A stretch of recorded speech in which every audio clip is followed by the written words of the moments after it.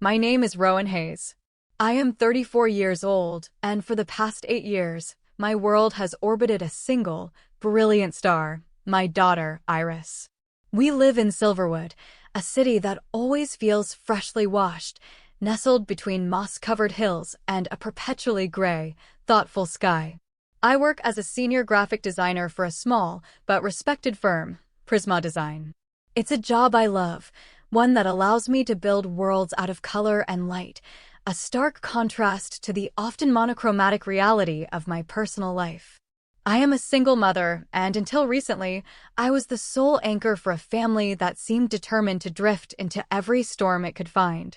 My family portrait is a simple one, though its composition is complex. There are my parents, Arthur and Eleanor, retired and living in the quiet, tree-lined neighborhood of Oak Knoll, in the very house where I grew up. Then there is my younger sister, Serafina, who at 28, drifts through life with the unburdened grace of someone who has never had to look down to see if the ground is still there.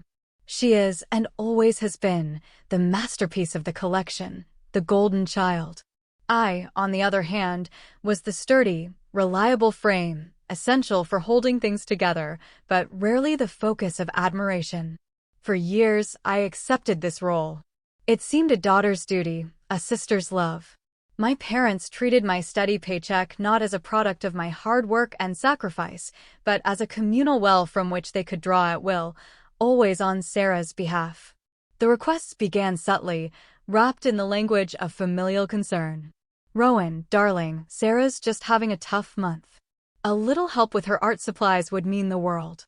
Or, "She's so close to getting her yoga certification, but the final payment is due." You know how passionate she is. I paid for the art supplies that were later abandoned for a pottery wheel. I funded the yoga certification that was forsaken for a course on crystal healing. I covered car repairs, paid off credit card bills run up on wellness retreats, and sent money for rent more times than I could count, each transfer accompanied by the hollow promise that this would be the last time. But Serafina never quite found her footing, and my parents' requests never ceased. They saw her as a delicate bloom that needed constant tending, while I was the hardy perennial, expected to weather any condition without complaint. My life with Iris was a quiet rebellion against this chaos. We lived in a modest rented duplex in Briarwood Run, a neighborhood of charming, slightly worn houses and overgrown gardens. Every choice I made was for her. The meticulous budgeting for her enrollment at the small, arts-focused charter school, the careful saving for her watercolor classes, the simple joy of packing her lunch each morning, cutting her sandwiches into stars and hearts. She was my why, the reason I worked late nights on freelance projects after she was asleep, the reason I said no to a new coat for myself so she could have proper winter boots. Iris is a child of quiet observation. With her dark, serious eyes and a sketchbook that is a permanent extension of her arm, she sees the world in lines and shades that most adults miss. She saw the strain in my smile after a phone call with my mother. She saw the way my shoulders tensed when a text message from my father lit up my phone. She was watching, always watching. And she was watching on the afternoon that the frame finally broke. It was a Thursday, the sky outside a canvas of bruised purples and grays, a typical Silverwood welcome to the evening. The air in our small living room was warm, smelling of the cinnamon toast we'd had as an after-school snack. I was helping Iris with a drawing of a phoenix, its wings a riot of orange and gold crayon, when my phone buzzed on the coffee table. A text from my mother. "Sarah's rent is due tomorrow. She's short $1,800. Please handle it. We raised you to be a good sister." I read the words, and for the first time, a profound and resounding no echoed in the chambers of my heart. It wasn't just a refusal, it was a tectonic shift. I had just paid a $1,200 bill for Iris's emergency dental work after a playground fall. My savings account was breathing shallowly, and my own rent was due in a week. I couldn't do it. More than that, I wouldn't. I set the phone down, face down, and turned back to Iris's phoenix. "It's beautiful, sweet pea," I said, my voice steadier than I felt. "Look at all that fire." 2 hours later, as darkness began to settle in the corners of the room, the peace was shattered. Not by a knock, but by a heavy, insistent banging on the front door, the kind that vibrates through the floorboards and rattles your teeth. It was the sound of an ultimatum. I opened the door to find them standing on my small porch, silhouetted against the dim streetlight. My mother, Eleanor, her face a mask of strained impatience. My father, Arthur, stood a step behind her, his arms crossed, his expression clouded with the familiar, sanctimonious disappointment he reserved just for me. "Why aren't you answering my messages?" my mother demanded, her voice sharp as broken glass. She pushed past me into the living room, not waiting for an invitation. "I was busy, Mom," I said, my hand still on the doorknob. Iris had gone still at the kitchen table, her crayon poised over the paper. "Too busy for your own family?" my father said, following his wife inside. He surveyed our cozy, cluttered space with a dismissive air. "Too busy to keep your sister from being thrown out on the street?" I closed the door, a small, futile attempt to contain the impending storm. "I can't pay Sarah's rent this month," I said, keeping my voice as even as possible. "I've already told you both, things are tight." "Oh, I see," my father said, his tone dripping with sarcasm. "A dentist bill for Iris is more important than a roof over your sister's head." Wonderful priorities, Rowan. The injustice of it flared in my chest, hot and acidic. "I am not responsible for Serafina's lifestyle," I said, and the words felt like they were mine for the first time. They weren't whispered in resentment to my reflection in the mirror. They were spoken, out loud, in the space I paid for. "She's a grown woman. She makes choices. This is a consequence of her choices, not a failure of mine." That was when the carefully constructed dam of my mother's civility burst. "Ungrateful girl," she shrieked, and the sound was raw, primal. Her purse, a heavy leather satchel, flew from her shoulder. It didn't just drop, she threw it. It slammed against the wall, knocking over a small stack of Iris's library books. "After everything we've done for you, you think you're better than us? Hiding away in this little box with your child, hoarding your money while your sister suffers." Before I could even process the verbal assault, she was in front of me. Her hand came up, and the slap was a stunning, white-hot explosion against my cheek. My head snapped to the side, my ear ringing with a deafening hum. Shock held me frozen for a split second, a moment my father used to lurch forward.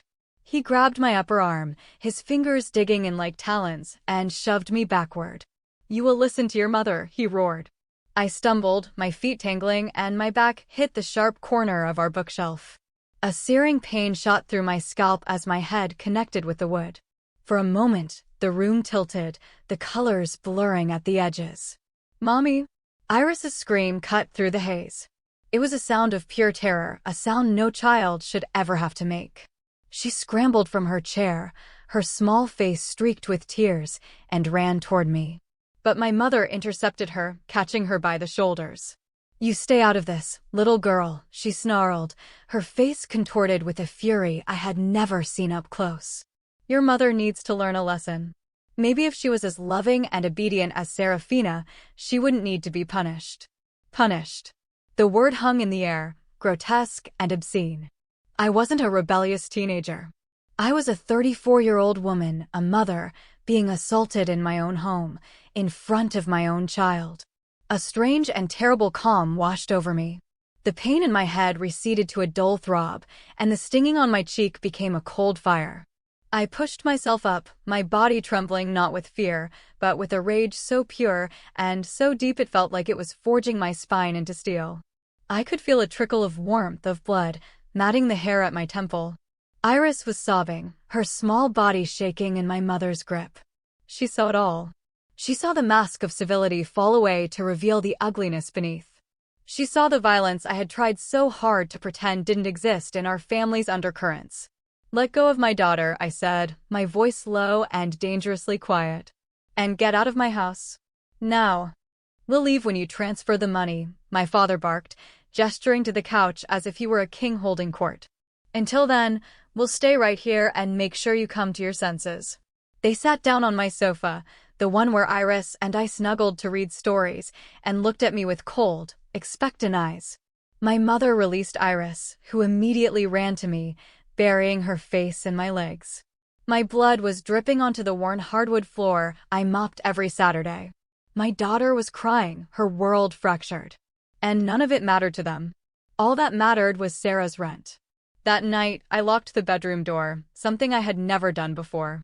Iris lay beside me in the dim glow of her nightlight, her small hand clutching mine so tightly her knuckles were white. The house was silent, but the presence of my parents in the living room was a suffocating weight.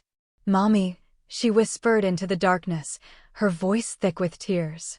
"Why do Grandma and Grandpa hate you?" I had no answer for her. I couldn't form the words to explain a love so conditional, so transactional, it could curdle into cruelty. I just pulled her closer, my cheek resting against the top of her head, and held her until her breathing deepened into the steady rhythm of sleep. But I did not sleep.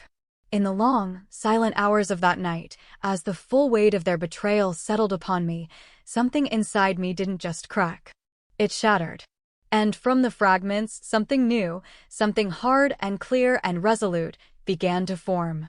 The next morning, I moved with a quiet, deliberate purpose that felt alien and yet utterly natural.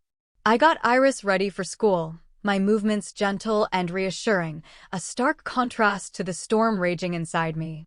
With a pair of sunglasses hiding the purplish bruise blooming around my eye, I drove her to school and watched until she disappeared inside the building, her small backpack a brave spot of color against the gray morning. Then I drove downtown. Not to my office, but to the courthouse. My name wasn't on the lease of my parents' house in Oak Knoll, but I knew the name of the LLC that held the title. I knew because 2 years ago I had created it. It started with a small inheritance from my maternal grandmother, a woman who had always seen the quiet worker in me. My parents had insisted the money should go into a family fund, which was their code for Sarah's next venture. But for the first time in my life, I had disobeyed. I took that $20,000, combined it with years of scrimped and saved bonuses and freelance earnings, and I invested it. I invested it in myself. A year later, the house I grew up in, the backdrop to all my childhood memories, both fond and fraught, went into foreclosure. The owner had passed away, and the heirs wanted a quick sale. It was a whisper of an opportunity, a long shot. Through my LLC, a neutrally named entity called Aspen Ridge Holdings, I made an offer. It was accepted. My parents, who were renting month to month, were told only that the property had a new, anonymous owner who was content to keep them as tenants. They never thought to ask. They never imagined I was capable of such a move. I had become their landlord. I had bought the house as a silent investment, a nest egg for Iris's future, a secret piece of security in a life that felt anything but. But now, sitting in the cold, sterile light of the courthouse lobby, a new idea began to bloom, a phoenix rising from the ashes of yesterday's violence. They wanted to remind me what family meant, what my obligations were. Fine. I was about to teach them a lesson in property rights. I didn't tell a soul what I was planning. Not my best friend, who would have counseled caution. Not a lawyer, who would have spoken of mediation. For once in my life, I didn't want advice or opinions. I wanted to act on my own terms, with the silence and precision of a surgeon. The part of me that always sought approval, that bent and yielded and explained, was gone. It had bled out on my living room floor. That Friday morning, I filed for an emergency restraining order. The police report from the night before, which I'd filed online after my parents finally left at dawn, combined with the livid bruise on my arm and the cut on my scalp, documented by a visit to an urgent care clinic, was more than enough. I stood before a judge in a quiet chamber, my voice clear and steady as I recounted the events. They assaulted me in front of my 8-year-old daughter because I refused to give them money for my sister's rent. The judge looked from the photos of my injuries to my face and back again. He didn't question my motives. He didn't ask if I had provoked them. He simply stamped the papers and said, "The order is granted. It will be served this afternoon." Leaving the courthouse, I felt a strange lightness, as if a physical weight had been lifted from my shoulders. My next call was to the property manager I'd hired to handle the Oak Knoll house. Summit Properties was a small, efficient firm. "Hi, Clara. It's Rowan Hayes from Aspen Ridge Holdings," I said, my voice professionally cool. "I'm calling about the Oak Knoll property." Are the tenants current on their rent?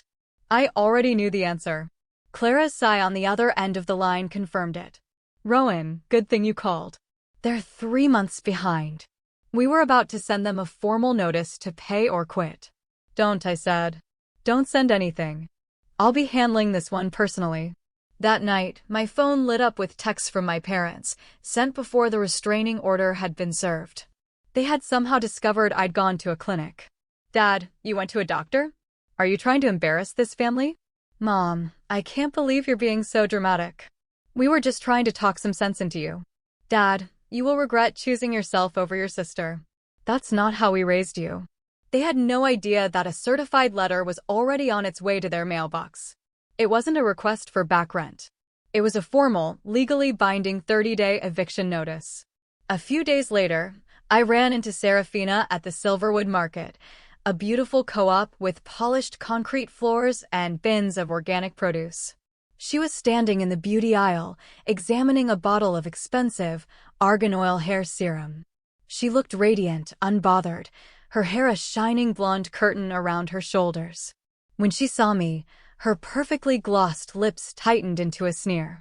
The bruise on my cheek had faded to a sickly yellow-green, impossible to hide. Still playing the victim, I see, she said, her voice a lazy drawl. Mom told me you were making a scene. I looked at her, at the cart filled with luxury groceries and cosmetic products, and felt nothing but a vast, cold distance. The old pang of resentment was gone, replaced by a crystalline clarity. I'm not playing anything, Serafina, I said, my voice calm. I'm just the stage manager. And you're about to find out what happens when the stage gets dismantled from underneath you. She blinked, a flicker of confusion in her blue eyes. What are you even talking about? I just smiled, a small, sad smile, and pushed my cart past her. Some lessons can't be taught. They have to be experienced. The eviction notice arrived the following morning. My mother's call came moments later. She was screaming, a high, hysterical sound that was pure panic. The restraining order meant she couldn't come near me, so the phone was her only weapon. An eviction notice? Rowan, how could you do this to us? This is our home. I held the phone away from my ear, waiting for the shrieking to subside into ragged breaths. When it did, I answered without a trace of emotion. The same way you could hit your daughter in front of her child, I said. Easily. But where will we go? She wailed, the fury replaced by a desperate, pleading tone I knew all too well. It was the sound she used when she wanted something. That sounds like a problem for you to solve, I said. But if you need financial help, I'm sure Serafina would be happy to let you stay with her. You could all pool your resources. There was a moment of stunned silence on the other end of the line. Then, with a choked sound of outrage, she hung up. I set my phone down on the kitchen counter.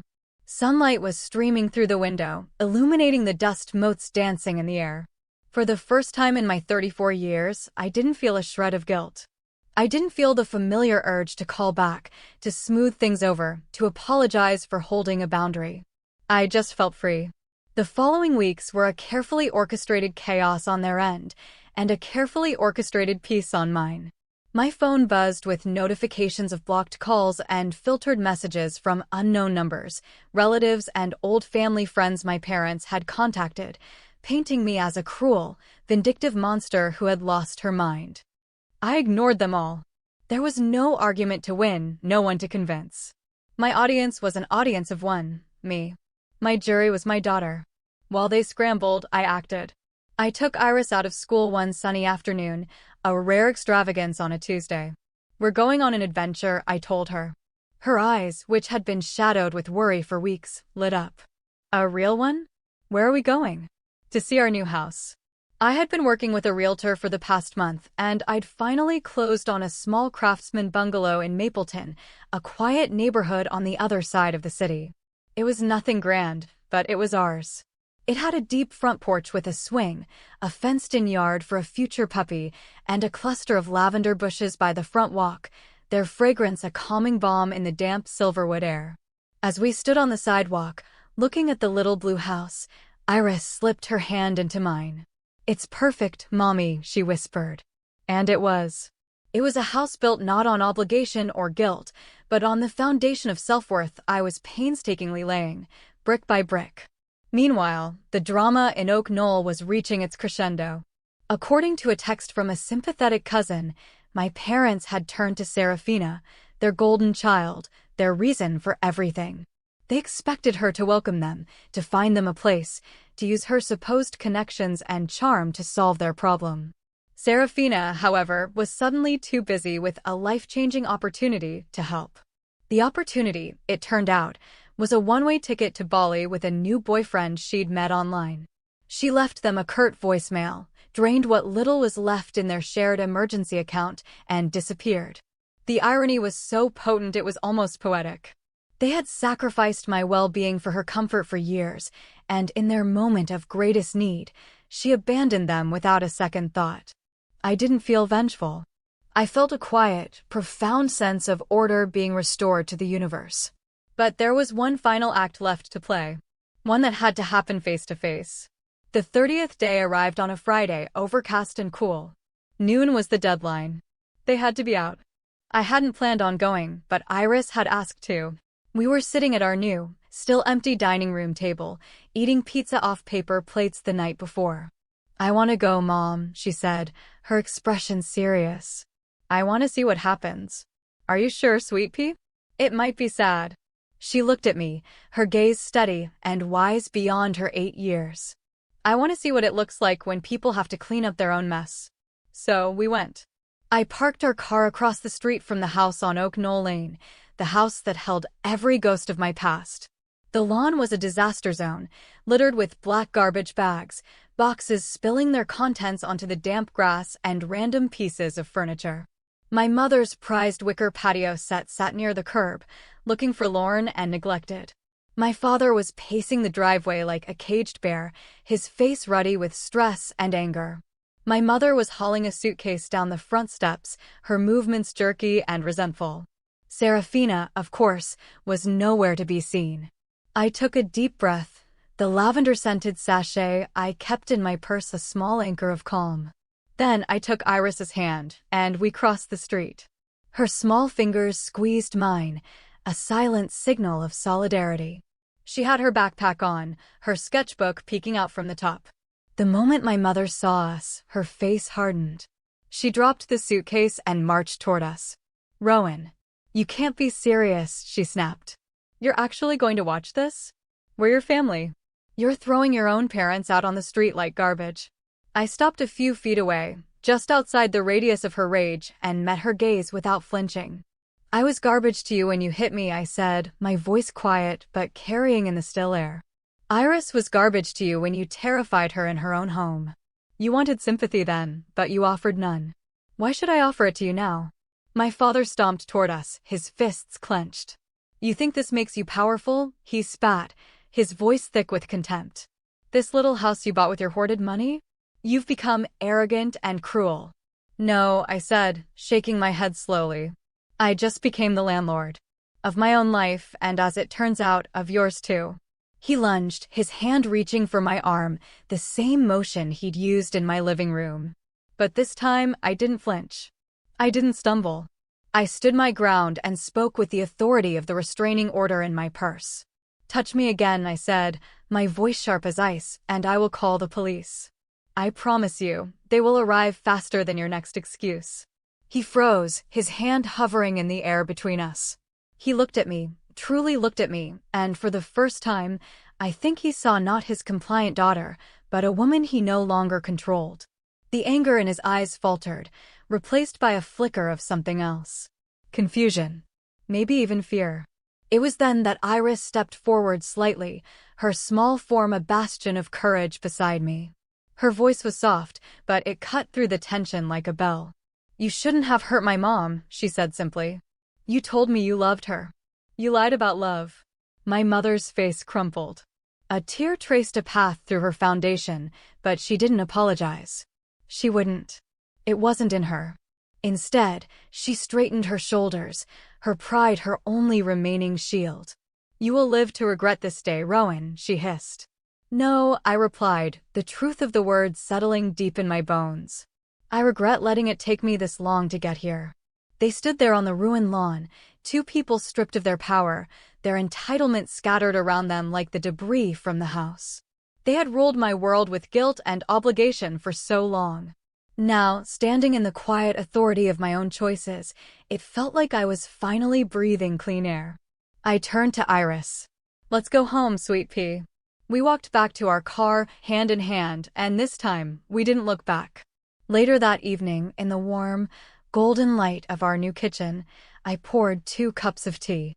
Chamomile for Iris, green for me. She sat across from me at our little wooden table, kicking her feet happily against the chair legs. The lavender bushes outside the window swayed in the gentle evening breeze, their scent drifting in through the open screen.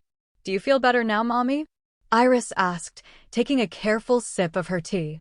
I thought for a moment, letting the warmth of the mug seep into my hands. "I feel clean," I said. Like something heavy and dirty was finally washed away. She nodded, a solemn, understanding look on her face. In the weeks that followed, we began to build our new life. I started seeing a therapist, someone to help me unpack 34 years of tangled family dynamics. Iris poured her experiences into her art. Her sketchbooks filled with drawings, not of monsters or scary things, but of a little blue house with a big porch swing, a girl with a paintbrush, and a woman who was always, always smiling. A month later, I received a text from my cousin. My parents were living in a cramped, one-bedroom apartment above a shuttered laundromat on the industrial side of town. The rent was cheap, but the building was grim. Serafina remained a ghost, her social media a curated stream of Bali sunsets and poolside cocktails, with no mention of the family she'd left behind. No one in the extended family was rushing to their rescue. The bridges they had so carelessly burned had left them on an island of their own making. I read the message and then I deleted it. It was information, not an invitation. It was a consequence, not my concern. Instead, I took a picture of Iris holding up her latest painting. It was a simple, beautiful image, our little blue house, 2 stick figures holding hands in the yard, and a giant, smiling sun overhead. I posted it online, for my friends, for myself, for the world to see. The caption was short, just 7 words. "Building a home, not a fortress." And as I watched Iris tape the painting to the refrigerator, in the heart of our peaceful, sunlit home, I knew, with every fiber of my being, that it was true. We weren't hiding from the world. We were finally, fully, joining it.